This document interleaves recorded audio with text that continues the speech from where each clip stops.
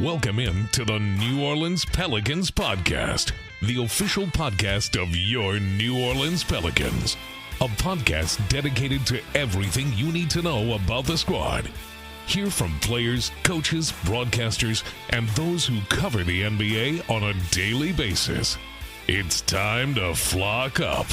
The New Orleans Pelicans Podcast starts right now. Hello, everyone, and welcome to the New Orleans Pelicans Podcast, the official podcast of your New Orleans Pelicans. Jim Eichenhofer, Pelicans.com. Right across from me, Gus Kattengell here with you as well. It's an interesting week, Jim Eichenhofer. We have the NBA All-Star Game. We'll touch a little bit about that. Different format, different things to look at this weekend. Yves Missi will be representing the Pelicans on the court. And Trey Murphy is going to be representing the Pels as a correspondent, isn't he? Yes, he is. We'll get to see some of the next chapter of Trey Murphy's media career. So, yeah, I'm excited about that. I'm excited about getting to see Yves Missi. I believe the Rising Stars is 8 o'clock on Friday. If his team out of the four that are competing advance, he'll be playing on Sunday as well. In the All-Star Game event, I'm not sure exactly what we're calling it, tournament. It's one of those things. Hopefully for Yves' sake, he will get to play Friday and Sunday this weekend. Coming up on the podcast, you will hear from the two newest Pelicans that came over in the Brandon Ingram trade to Toronto, Bruce Brown and Kelly Olynyk. We had a chance to sit down with them, and this just in, Kelly Olynyk is tall. Yeah, I believe you discovered that as he entered the room yesterday. Basketball players tend to be tall. I've learned that over my time here. Yes, yeah, that's shocking news. I always say for the first rule for media members on Media Day is never be photographed next to a player, because you'll never look shorter and you'll never look more out of shape than that. That is very true, especially when you talk about shape. Bruce Brown, he knows where the gym is. Just letting you know. He definitely knows where the gym is. Mm-hmm. He fills that jersey a little different than if you and I had it on. That's no offense to you and I. I'll fill it in a different way. Yes. I can fill it out. It's just more of a gut. No doubt. Than physique. After you hear those two interviews, and again, they're really good coming up here next segment. It's Western Conference Wednesday, so Jim's going to tell us, team to keep an eye out for, and whose stock is rising and falling here as well. So, plus, by the way, a back-to-back tonight, tomorrow against Sacramento. We'll get his thoughts on that here as well. But yesterday was a big day. Not only we got to meet the two newest players, Jim, but Executive Vice President of Basketball Operations, David Griffin, had a 35-minute sit-down with local media, kind of a state of the team. I didn't really realize it. He hadn't really talked to anybody since the beginning of the season, so this was hey, let's have a chat going into the All-Star break. Mm-hmm. And just overall take, we're going to play some of the things, and we'll get your comments on it, but I thought he was pretty open about where the team is right now and where they've succeeded and where there's work to do, and more importantly, where we're going to go.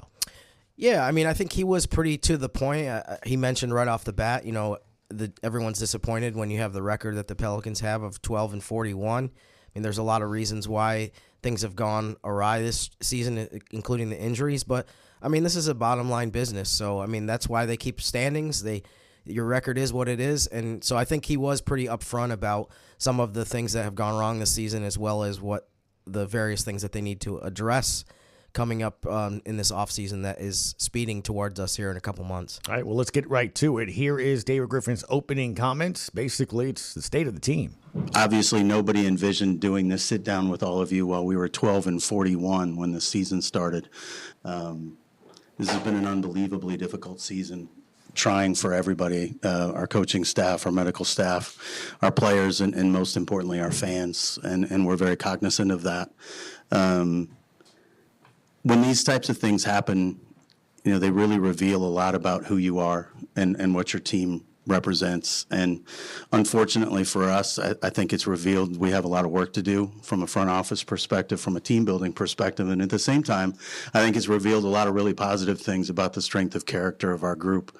Being on the road with them for as long as we were for this Super Bowl trip, which is sort of our version of the rodeo trip, I suppose. Being on the road with them for as long as we were around deadline, I really got to see them in a different way and in a more vulnerable space. And I think the thing that gives me the most hope for where we can go in the future is the character of the human beings in that locker room.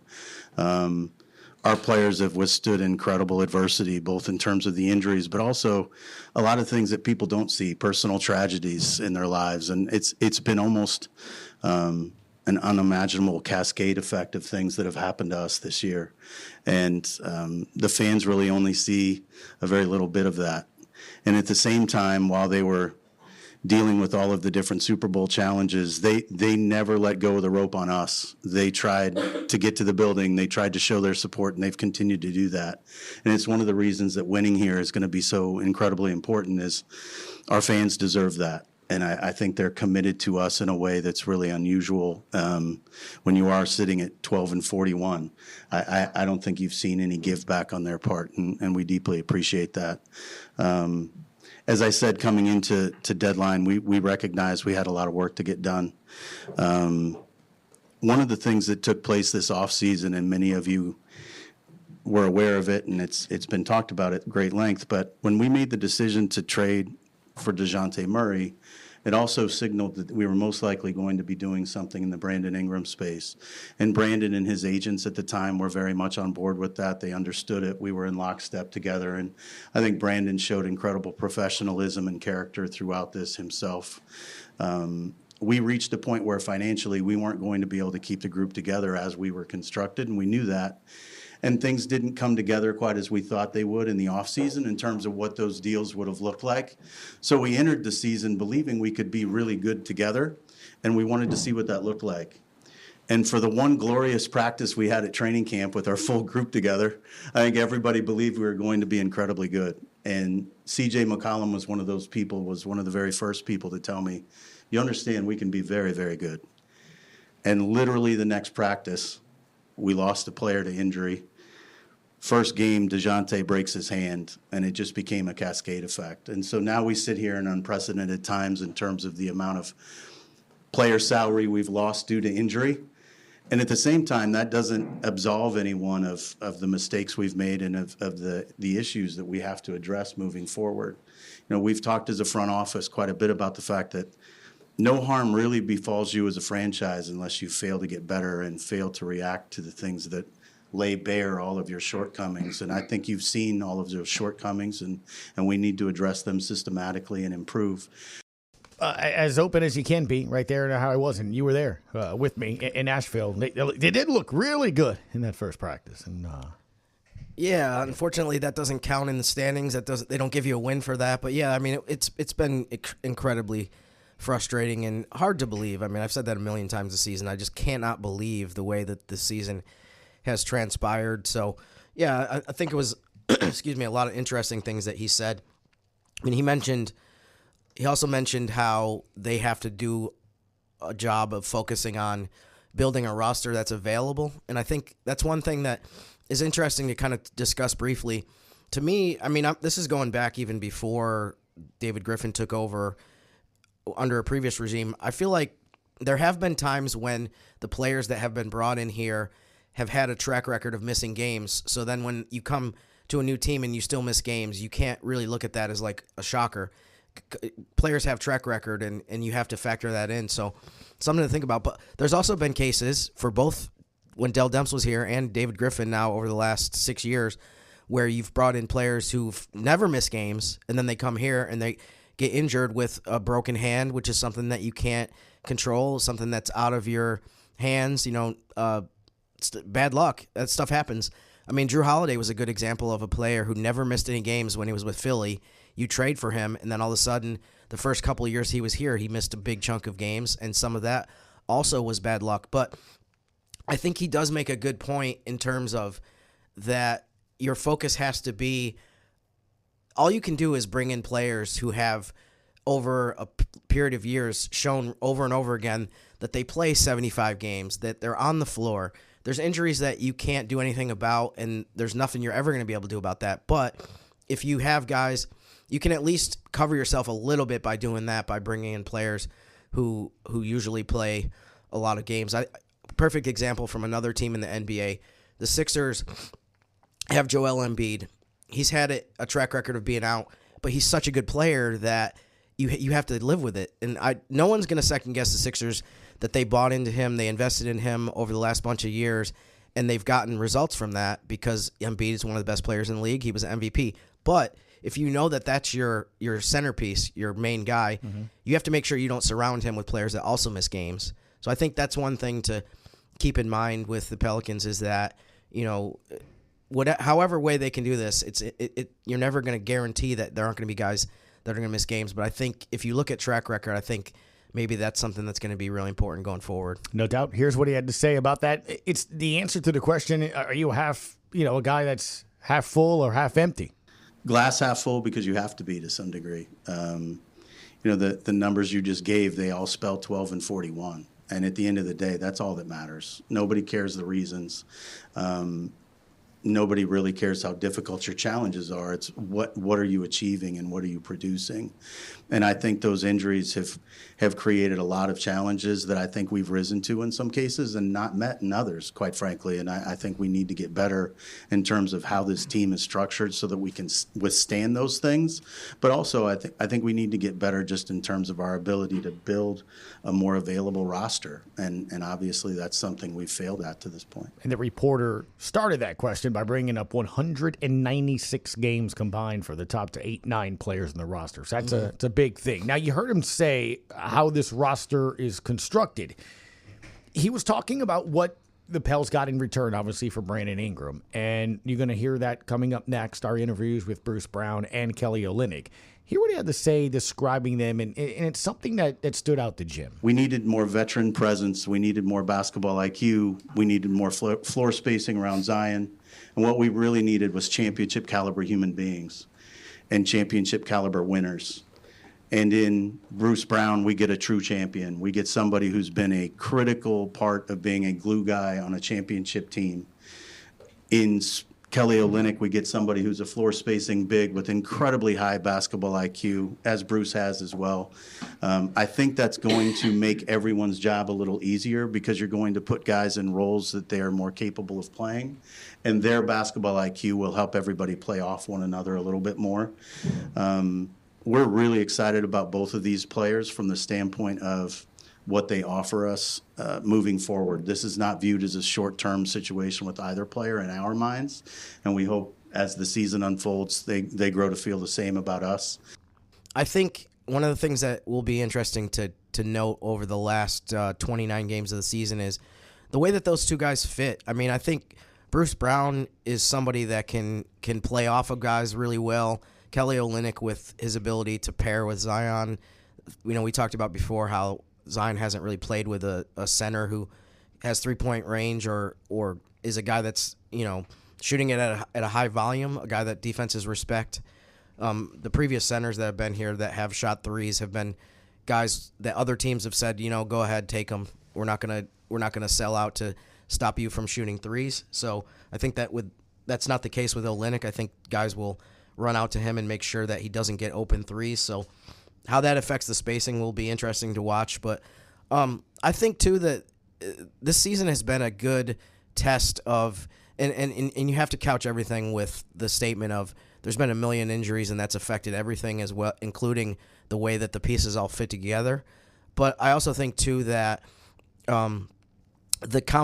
last season's team had a much better mix of some guys that are offensive players, some guys that are defensive players, defense first.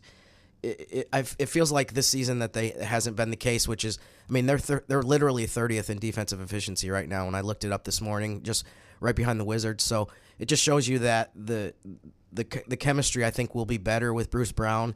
He's a defensive player, defensive-minded guy. I mean, that was one of the first things he talks about with his game. He's not here to score 25 points a game and take a bunch of shots. He's here to make hustle plays and defend. And so I think that's one of the things that we'll look for over the last couple months of the season is, can they bring up their defensive performance? Can they be more balanced and not have so many nights where you have to play A++ offensive basketball just to win a game? Yeah, look, it's one of those things that I did find interesting also in that answer, whether or not it's short-term or long-term or not. And look, I think it's moving forward after this weekend, Jim, starting next Friday in Dallas. every game is going to be an evaluation of something, one way, shape, or form. I got that yesterday.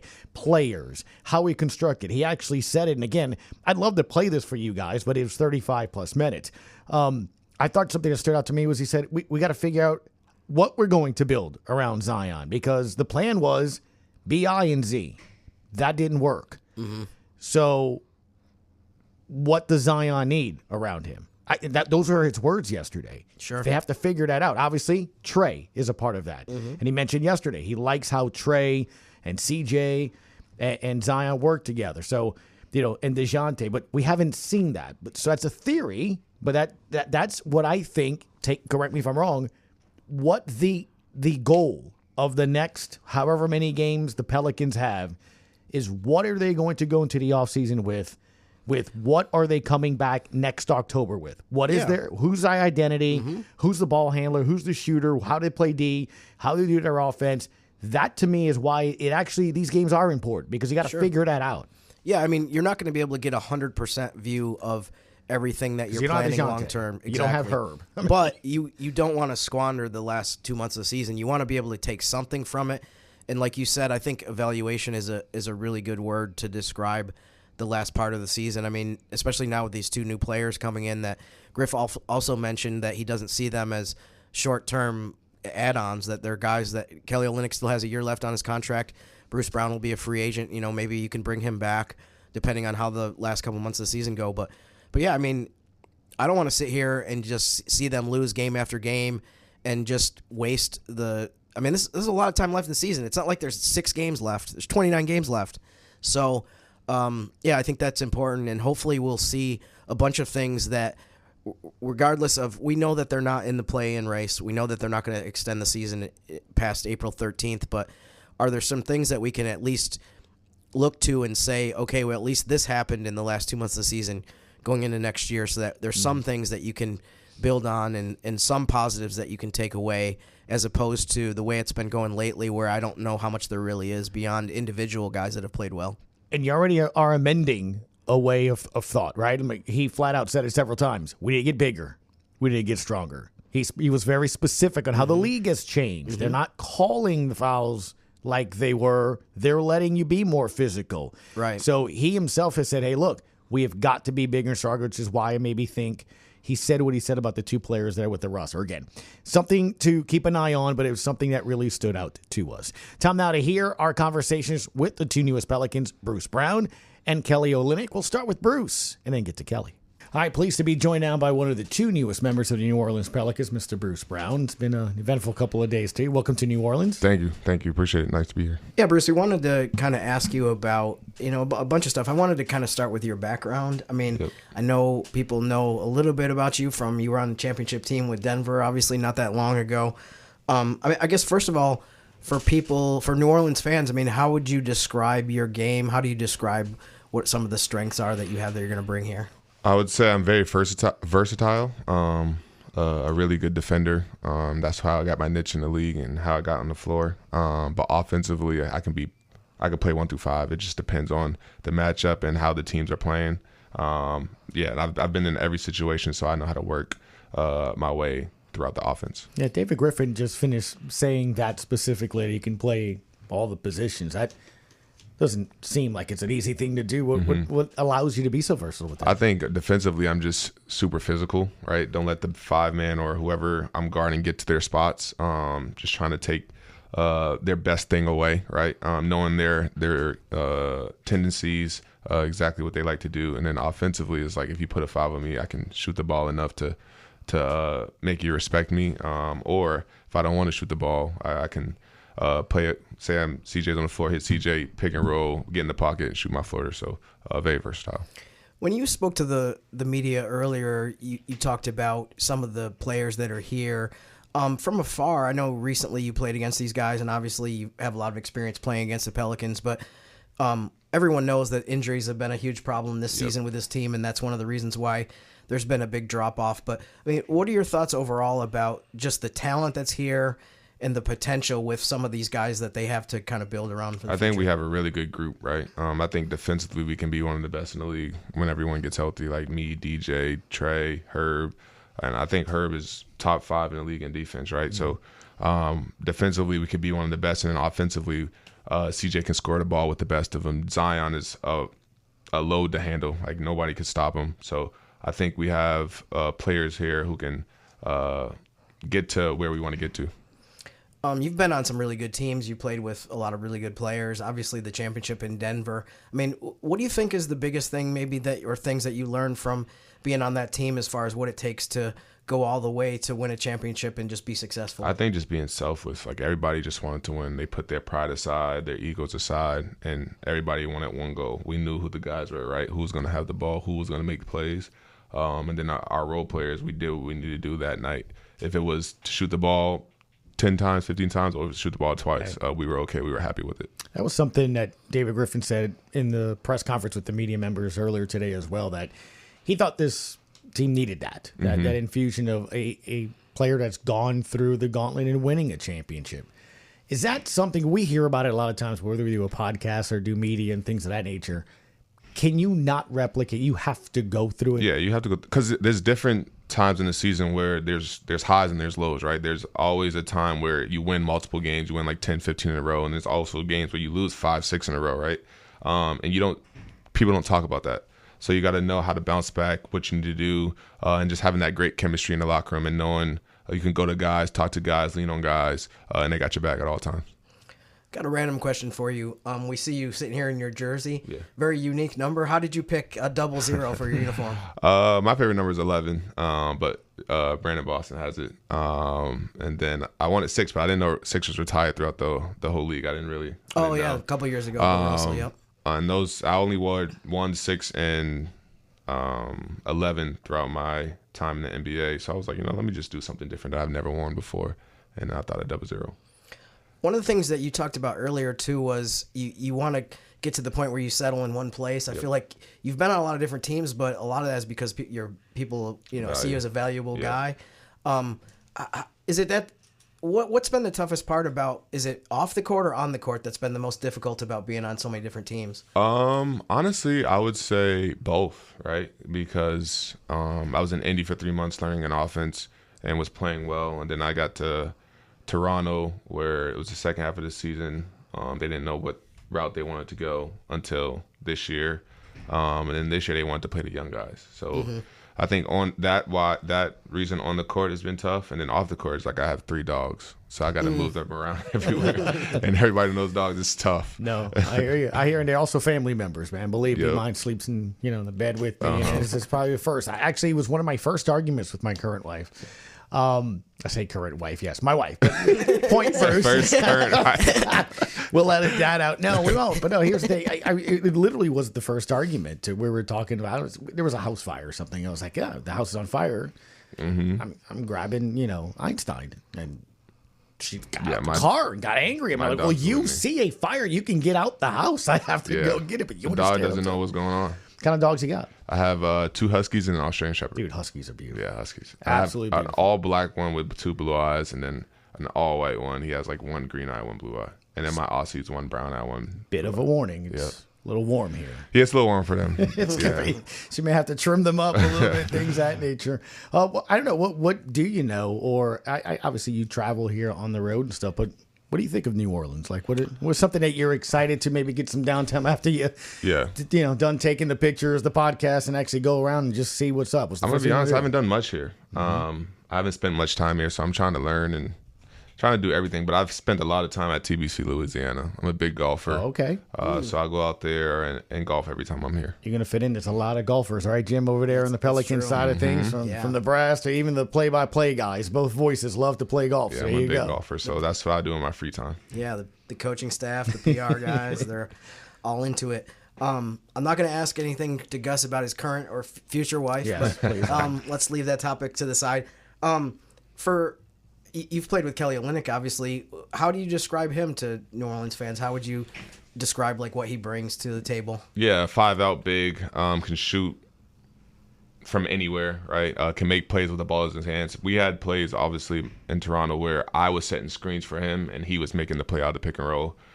So very versatile. And the defender, he's just super smart. He's not like obviously he's not going to go up and block shots, right? But he uses his IQ where he can strip the ball or again passing lane. So I love playing with Kelly. Yeah, I feel like we've seen him. He's a guy that takes charges too. He's somebody that's always in the right position. How much do you look forward to what you two guys together can bring to this team? And again, this is something that Griff referred to of that you guys. The team needs more basketball IQ. You need more guys that have experience in the league. Yeah, better experience. I mean, Kelly's played for probably, 13 years, and I'm going into my 7th with 1 championship, playing at the highest level.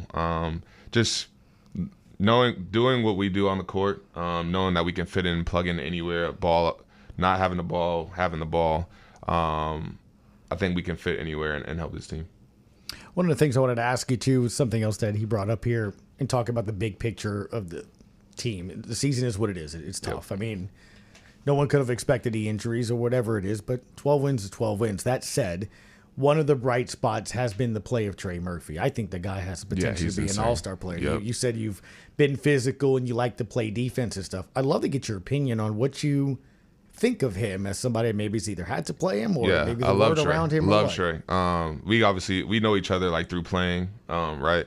So we used to talk before and after the game, but I have nothing but respect for him. Can shoot it from anywhere. Super athletic. Plays on both ends of the floor, and super competitive. Myself, like I don't like to lose. So when he's going out there giving his all and trying to win, I tip the captain. Him and Jose. Jose plays at another level also. Well, you've been on the floor with obviously one of the best who ever played, right, in the Joker, and how he affects the floor and stuff. And that's something, I guess, that we're going to get to see here over the next couple of weeks and months. Zion and Trey and guys like that, how can they help your game? How can you help their game and envision kind of spacing the floor? Yeah, spacing offensively, right? I'm an attacker. I like to get to the rim, get to my floater and in that area. Can shoot when I'm open. But just space, right? Trey can shoot from anywhere. Jose is shooting the ball really well this year. And then Kelly, when he's out there, if he's at the 5, we give Zion more space than he usually has because you have to respect there's some shooters out on the floor. So, I can't wait. As a guy who people know as a top defensive player, I mean, we like to ask players around the league about Herb Jones. You mentioned him earlier. Herb, yeah. What is it about, from a guy who plays defense at that level, what stands out to you the most about him, or what impresses you the most about what he does? Yeah, like me being a defender, I always compare myself to other defenders, right? I think Herb is obviously taller and longer, right, than I am.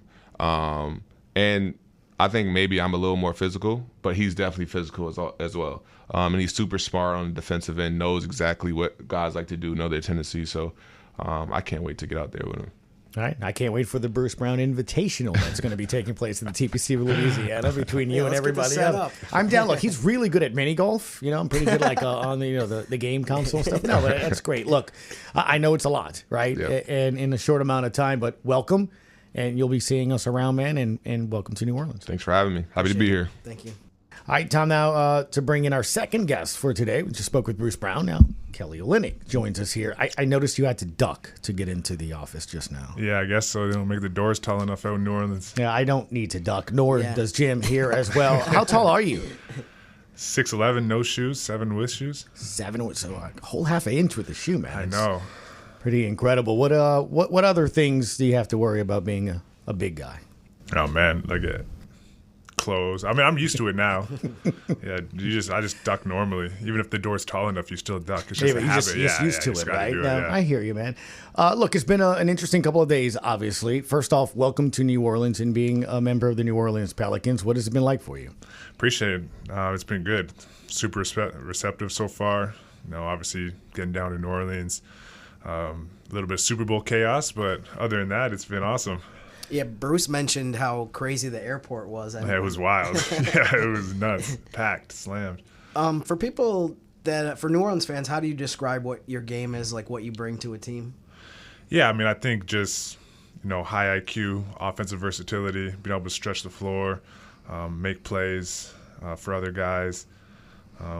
Just, a lot of versatility, IQ, and, just kind of connecting guys and being able to help them make their job easier. You mentioned when you were talking to the media a little earlier about your basketball background, which I thought was really interesting. The fact that your dad was a coach for a national team in Canada, junior national team, and your mom was a referee. I mean, how much is that kind of how much did that kind of shape the way that you play basketball or how you got into it? Yeah, I mean, obviously, like I said, I was born into a basketball family. Like, my parents both played basketball, and then my dad was a coach for a long time. He coached the junior national team. He coached the University of Toronto, coached out in BC as well, British Columbia. And then my mom was a referee, all growing up. So I was in a gym nonstop, watching the game, learning, just around basketball people all the time. So it was kind of destiny, I guess. Had no other choice. Being married now 13 years, and I talked to Bruce about my marriage here as well, which is Jim's going to laugh a little bit. Did your mom tee up your dad? What were those arguments and discussions like? I mean, because mom's always right regardless. Always right, but yeah. did she carry a whistle too? I mean, ref and coach, man. No, not crazy. My dad was pretty easygoing.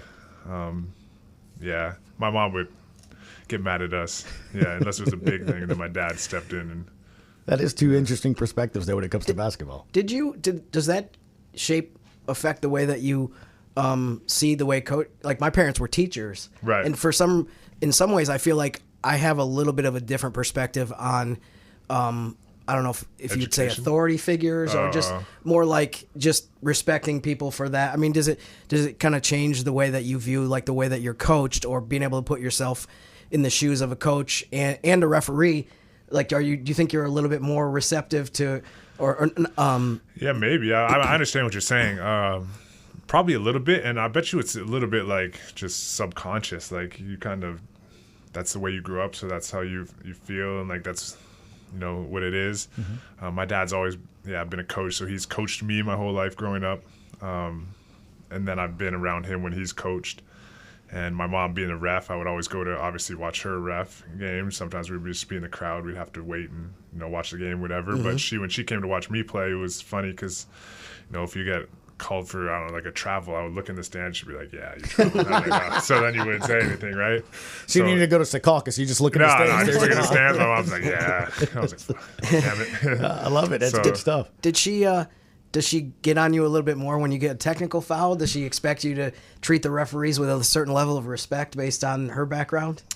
Yeah, I mean, I guess maybe a little bit. I mean, but I mean, I think it is what it is. I think that kind of little bit of that banter with whatever it is, the referees or whatever, kind of keeps you fired up and engaged in the game, at least for me. But yeah, I think everybody handles it a little bit differently. Speaking with Kelly Olynyk, one of the two newest members to the New Orleans Pelicans here. We spoke with Bruce Brown here as well on today's Pelicans podcast. One of the things I thought was interesting on Tuesday, David Griffin mentioned bringing you two in for a reason, maybe two specific reasons. Basketball IQ and championship caliber and having gone through that. Mm-hmm.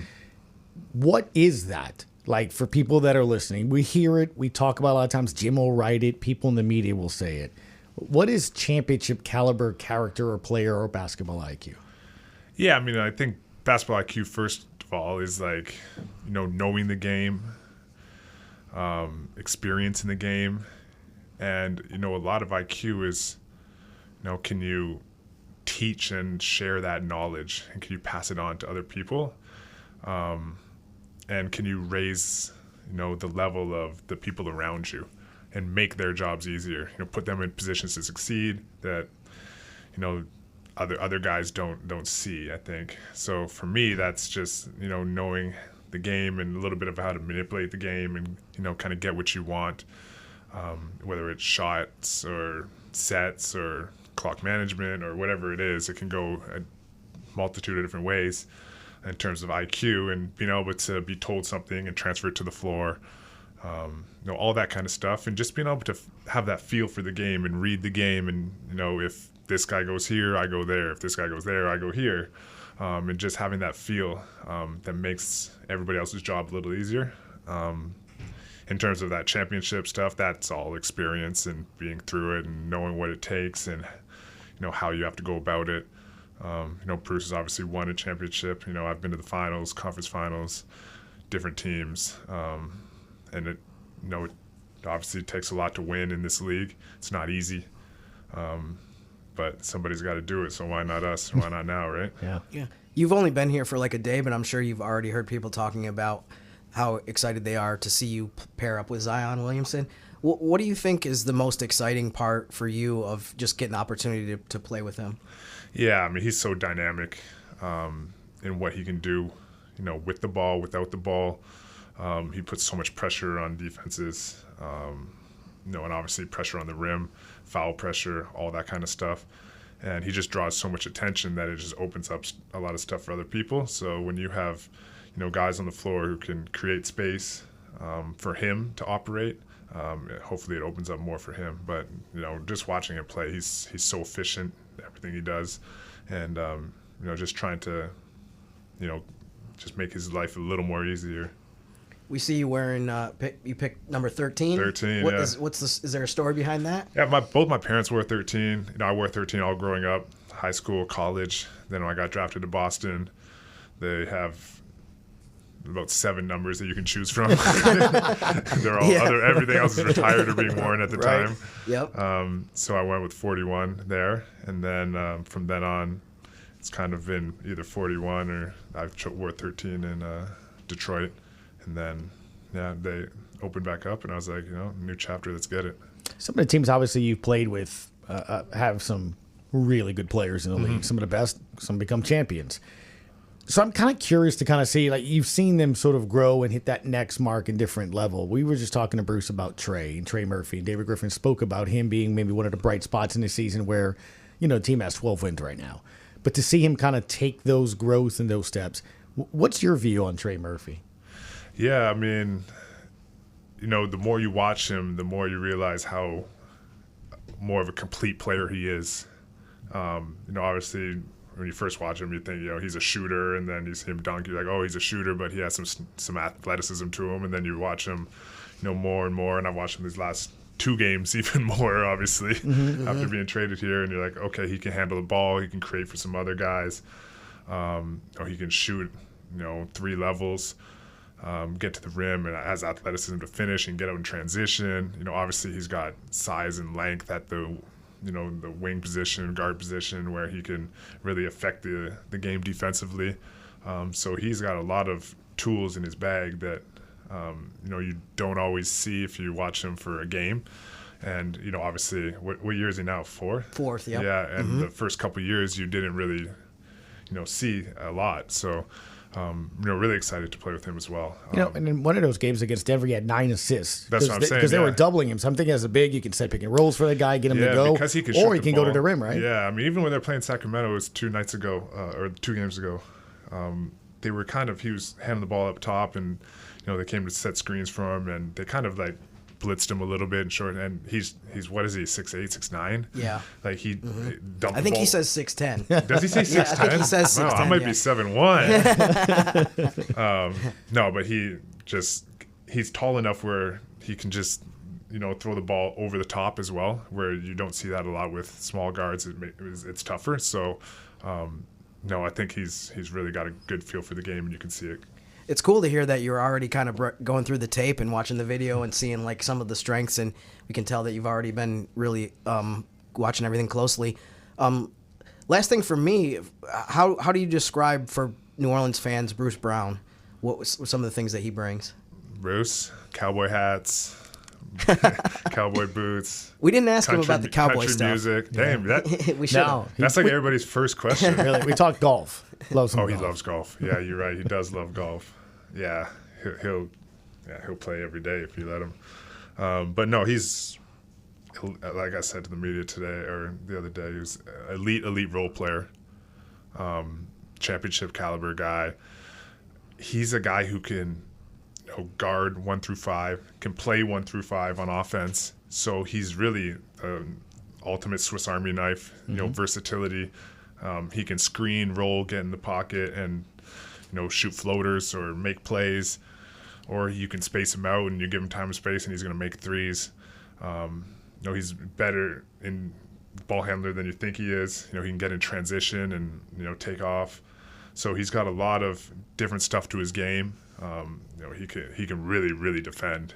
He's got great hands, strength, strong on both ends of the floor. So he's like one of those guys where, kind of any gap or hole you have, offensively or defensively, he can slot in and fill that. Doesn't matter where or when it is. And I think that's, a big piece to a winning team. And, when you look at Bruce and you think about Bruce, he plays winning basketball on both ends of the floor. And that's, the kind of culture and thing you want to build out here. All right. Well, David Griffin specifically said basically what you said in there we go. In a few words, that's one of the reasons he wanted you two guys here, and he was thinking long term. So Right. he wants to see what you guys can bring to a young team that needs to kind of develop maybe some of those habits. So For sure. looking forward to that, man. Welcome to New Orleans, and once you get situated and stuff, I'd love to have you back on and see your thoughts on the city here. So. Sounds good. Appreciate Sounds good. it. Thank you. Mr. Kelly Olynyk, thank you for your time. All right, guys. Our thanks to Bruce Brown and Kelly Olynyk. It is Wednesday, which means... All right, y'all. Now it's time for Western Conference Wednesday. Mr. Eichenhofer will tell us whose stock is up and whose stock is down. So let's get started. Jim, what is our team to keep an eye on for this week? The team to watch is going to be the Golden State Warriors. And now this is a very abbreviated week because obviously we have the All-Star break coming soon. But the Warriors, tonight they're at Dallas. Thursday they're at Houston. So I think every team in the league, by the way, is in action on Wednesday night. But there's only 4 or 5 games on Thursday. So not that many teams that even have 2 games to play over the next stretch, even though the Pelicans are one of them. So Warriors are a team to watch. They're 27-26. They're in 10th place in the Western Conference. The play-in race right now is really interesting, something I'll touch on in a second here. Stock up. I hate to do it, Gus, but I got to go with the Lakers. Like, there's just my journalistic integrity tells me that there's just no other way that you can go. The Lakers have won 6 games in a row. They're 32-19. They're in 4th place in the West. I think the most notable part about where they are in the standings now is they've actually moved ahead of Houston. So if you think about where Houston was not that long ago and where the Lakers were in terms of the conversation about both of those teams, that really stands out to me when you look at the standings. The fact that now they're kind of in a tie. The Lakers have a better winning percentage, so it's not like the Lakers have opened up a big lead on the Rockets. But nonetheless, the fact that you look at the standings and they're 1 spot ahead of Houston is really noteworthy. Stock down, I'm going to go with the Phoenix Suns.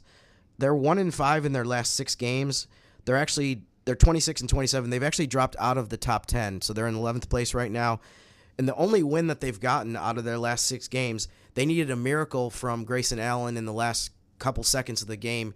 He made 2 3-pointers at the end of regulation just to get it to overtime, and then they ended up beating the Jazz in overtime. So a team that obviously is struggling big time. So if you think about it, their last 6 games, they only have 1 win, and it was a miraculous that they even got that. Otherwise, they'd be on a 6-game losing streak right now. And so therefore, they're on the outside looking in as far as the play-in race. And last thing, I mean, to me, the play-in race right now is so fascinating in the West because right now, I'll just go through this real quickly. Dallas is 8th, 28-26. Sacramento is 9th. Golden State's 10th. They're both 27-26. And then 11th is Phoenix at 26-27. So of those 4 teams, to me, which of those 4 teams, if they don't make the play-in, isn't going to be like a national crisis that we're going to hear about on ESPN on First Take? I think the Kings are the only one of those 4 that if they don't make the top 10, we're not going to hear about it constantly, and it's going to be a situation where it's like everyone needs to go, everyone needs to be fired, everyone needs to be traded. I mean, think about it. If the Mavericks don't get in after they made the Luka trade, if they don't even make the play-in, what that would mean. If the Warriors don't get in after they traded for Jimmy Butler and they have Steph Curry, one of the all-time greats, and then Phoenix, obviously, with their big 3. And Kevin Durant just hit 30,000 points. Right. But it was kind of sour because they lost the game, and it just wasn't one of those things where you can really even celebrate that much. So I think definitely from now until April, that play-in race is going to be something that we'll be keeping a close eye on because, I mean, not only is it really tight, but, I mean, 3 of those 4 teams have players that have been All-NBA consistently over the last decade. So really going to be fun to see which of those, when the music stops, which of them does not have a chair. And so a lot at stake. And Pelicans are also playing, several of those teams a bunch of times over the rest of the year. So the Pelicans will have a a say in that as well in terms of who gets into the play-in and who has to go home in the middle of April. Yeah, no doubt about it. That is Jim Eichenhofer. For more, go to Pelicans.com and, of course, over on X. It is Jim_Eichenhofer. You can hear Jim after the game tonight and tomorrow as well, his 3 things. And don't forget, tip-off for tonight and tomorrow against Sacramento is set for 7 o'clock. And with this weekend's NBA All-Star game, it is the All-Star break. So your next Pelicans podcast will come your way on Friday the 21st when the Pelicans get set to get back into action and take on the Dallas Mavericks. So until then, enjoy the weekend, enjoy next week, and we'll see you next time on the New Orleans Pelicans Podcast. Thanks for listening to the New Orleans Pelicans Podcast. Join us 3 times per week on Pelicans.com, the Pelicans mobile app, the iHeartRadio app, or where you get your podcast. And be sure to give Jim and Gus a follow on X at Jim_Eichenhofer and GCat_17. We'll see you next time, right here on the New Orleans Pelicans Podcast.